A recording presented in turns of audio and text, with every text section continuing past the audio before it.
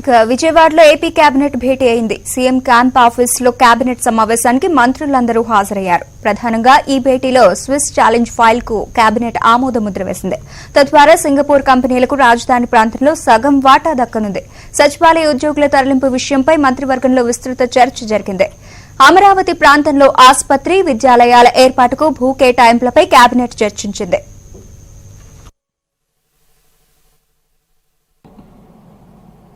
Cabinet approval చేశాం. Singapore government ని master developer గా ఏప్రిల్ 22న నిర్ణయం చేశాం. ఒక లెటర్ రాశాం. అంతేకాకుండా అక్కడి నుంచి క్రానలాజికల్ గా చూస్తే స్విచ్ ఛాలెంజ్ ఇవన్నీ అయినాక వాళ్ళు మాస్టర్ డెవలపర్స్ అయిన తర్వాత మనకు first time they have given capital region development plan ఇచ్చారు. తర్వాత క్యాపిటల్ సిటీ ఇచ్చారు. ఆ తర్వాత seed capital master plan details ఇచ్చారు. ఇవన్నీ అయిన తర్వాత మళ్లీ ఏ విధంగా చేయాలి అనుకున్నప్పుడు ప్రొసీజర్ అంతా ఆలోచించినప్పుడు కొన్ని దేశాలు కూడా ఇందులో భాగస్వాములైతే తప్ప అనుకున్నటువంటి రాజధాని మనం కట్టలేము. మన దగ్గర డబ్బులు కూడా లేవు. మొత్తం వరల్డ్ క్లాస్ క్యాపిటల్ కట్టాలి. ఇది ఒక సంక్షోభం, క్రైసిస్ ని అవకాశంగా మలుచుకోవాలంటే ఎవరు రావాలని చెప్పి మనం వర్కౌట్ చేసి ఆ ప్రాసెస్ అంతా మీకు తెలుసు. ఆ రోజు మనం ఫౌండేషన్ వేసినప్పుడు కూడా ఏ విధంగా చేశాం, అంత మునుపు ప్రజల్ని ఏ విధంగా ఇన్వాల్వ్ చేశాం.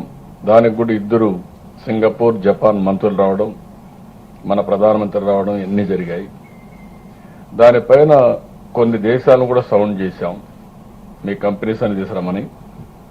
అందులో భాగంగా స్విస్ ఛాలెంజ్ కూడా తీసుకొచ్చాం. జపాన్ సౌండ్ చేశాం, ఈవెన్ యూకేని సౌండ్ చేశాం.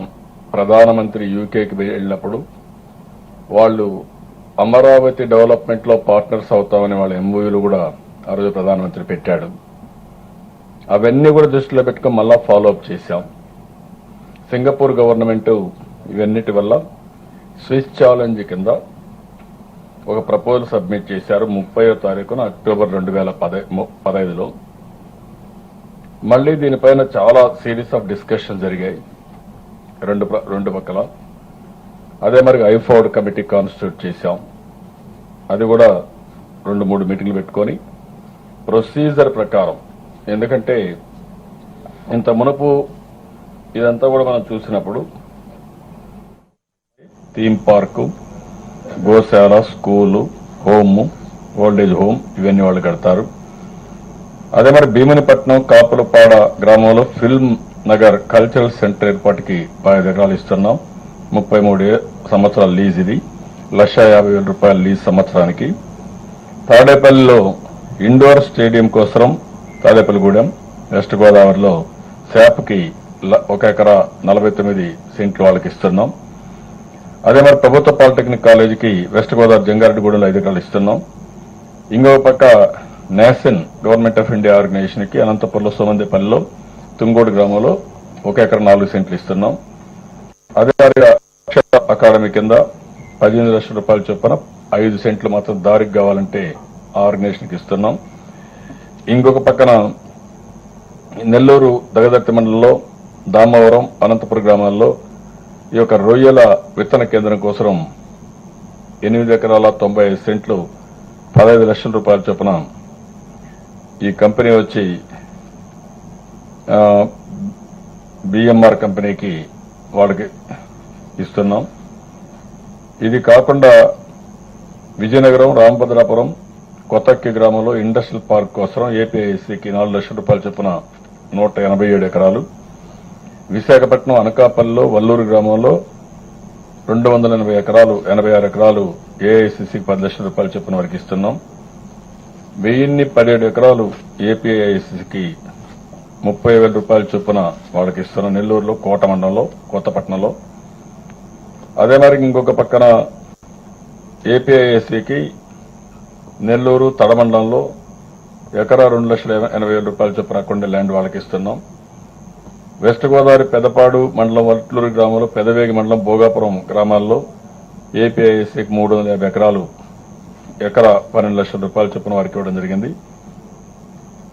అదే మరి అనంతపురం జిల్లా గోరంట్ల మండలంలో పాలసముద్రంలో 6 ఎకరాల 98 సెంట్లు 3,50,000 రూపాయల చొప్పున వారికి ఇవ్వడం జరుగుతూ ఉంది.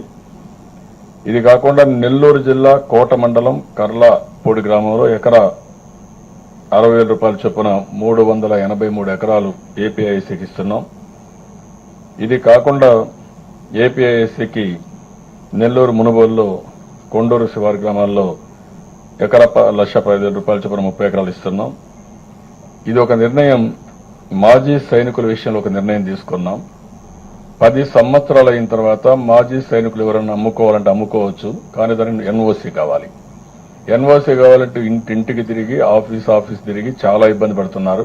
దానిపైన ఒక నిర్ణయం తీసుకుని 10 ఇయర్స్ అయిన తర్వాత ఏ ఎన్ఓసీ అవసరం లేదు, డైరెక్ట్ గా వాళ్ళు అమ్ముకోవచ్చు. ఎక్కడన్నా డిస్ప్యూట్ ఉండే ల్యాండ్స్ కానీ 10 ఇయర్స్ లోపల ఉంటే ఆన్లైన్ లో పెట్టేస్తాం.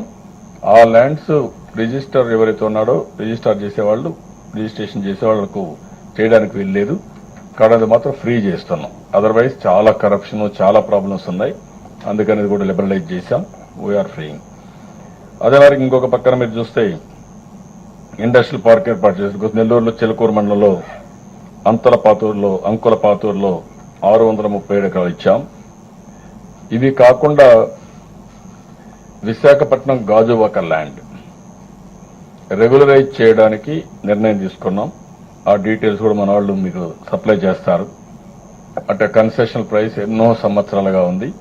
ఆ ల్యాండ్ వల్ల చాలా ఇబ్బంది పడుతున్నారు. దగ్గర 10,000 మంది దీంట్లో ఇన్వాల్వ్ అయ్యారు. వాళ్ళందరూ కూడా ఉపశమనం కలిగిస్తూ ఇమ్మీడియట్ గా అది చేశాం. కేబినెట్ సబ్ కమిటీ మానిటర్ చేస్తారు. వాళ్ళందరికీ ఇచ్చే వరకు, రెగ్యులరైజ్ చేసే వరకు. అదే మరి సింహాచలం భూములు కూడా ఉన్నాయి. అవి కూడా రెగ్యులరైజ్ చేయడం కోసం ఒక గైడ్ లైన్స్ ఇచ్చాం. అర్బన్ ఏరియాలో ప్రైవేట్ భూములు ఏదైతే గవర్నమెంట్ భూముల్లో ఇండ్లు కట్టుకున్నట్టున్నాయి, దానికి కూడా కేబినెట్ సబ్ కమిటీ ఉంది. వాళ్ళని కూడా అవన్నీ కూడా రెగ్యులరైజ్ చేయమన్నాం. ఇవన్నీ కూడా ఎవ్రీ కేబినెట్ కు స్టేటస్ రిపోర్ట్ పెట్టమంటున్నాం. ఒక time bound programme. Gajuwaka, Simhachalam 3 నెలల్లో పూర్తి చేయాలని పెట్టాం. అదే మరి అర్బన్ ఏరియాలో మొత్తం అసైన్మెంట్ ఆఫ్ ల్యాండ్స్ అన్ని కూడా ఎక్కడైతే ఉన్నాయో ఇండ్లు కట్టుకుని అవన్నీ కూడా రెగ్యులరైజ్ చేసి దానికి కూడా టైం పెట్టాం. ఇది కాకుండా digital India land records modernization programme కింద ఒక ప్రోగ్రామ్ కి గవర్నమెంట్ ఆఫ్ ఇండియాను అప్రోచ్ అవుతున్నాం. ఇది 870 కోట్ల రూపాయలు కావాలని total digitalization, survey and also modern records అన్ని కూడా ఎలక్ట్రానిక్ రికార్డ్స్ ఏ విధంగా భద్రపరచడానికి అవన్నీ కూడా వర్కౌట్ చేస్తున్నాం. ఇది కాకుండా ఇంకా కొన్ని ప్రొసీజర్స్ అన్ని సింప్లిఫై చేయాలనుకుంటున్నాం. Digital India land records modernization programme నాలా పన్ను వసూళ్లకి చాలా వరకు ఇది కూడా చాలా గందరగోళంగా ఉంది. దీన్ని కూడా సింప్లిఫై చేసి ఎవరైనా నాలా కట్టి మళ్ళా అథారిటీ పోయి ఆర్డీఓ దగ్గరికి పోవాల్సిన పని లేకుండా భవిష్యత్తులో ఒక ఆర్గనైజేషన్ క్రియేట్ చేయమన్నాం. ఎక్కడైనా సరే ఆ రిజిస్ట్రేషన్ వాల్యూని బట్టి ఆ డబ్బులు కట్టేస్తే, ఎంత కట్టాలో స్పెసిఫై చేస్తే కట్టేస్తే ఇంకా ఎవరి దగ్గర పోయే పని లేకుండా మీరు ఏ పర్మిషన్ ఇల్లు కట్టుకోవాలంటే ఇది సబ్మిట్ చేస్తే ఆటోమేటిక్ ఇల్లు కట్టుకోవడానికి పర్మిషన్ ఇస్తారు. ఇండస్ట్రీకి కావాలంటే ఇండస్ట్రీకి ఇస్తారు, కమర్షియల్ కావాలంటే కమర్షియల్కి ఇస్తారు, ఏది కావాలంటే ఇస్తారు. అది కూడా నెక్స్ట్ కేబినెట్ తీసుకొచ్చి వీలైనంత వరకు ప్రొసీజర్స్ అన్ని సింప్లిఫై చేస్తున్నాం. This is in brief. ఈరోజు కేబినెట్ లో చాలా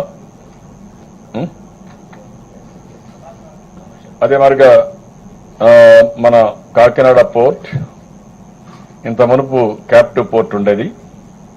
ఆ క్యాప్టివ్ పోర్ట్ ని ఈరోజు కమర్షియల్ పోర్ట్ కింద చేయడం కోసం స్విస్ ఛాలెంజ్ లో పిలిచాం. అది కూడా స్విస్ ఛాలెంజ్ లో పిలిచి అదో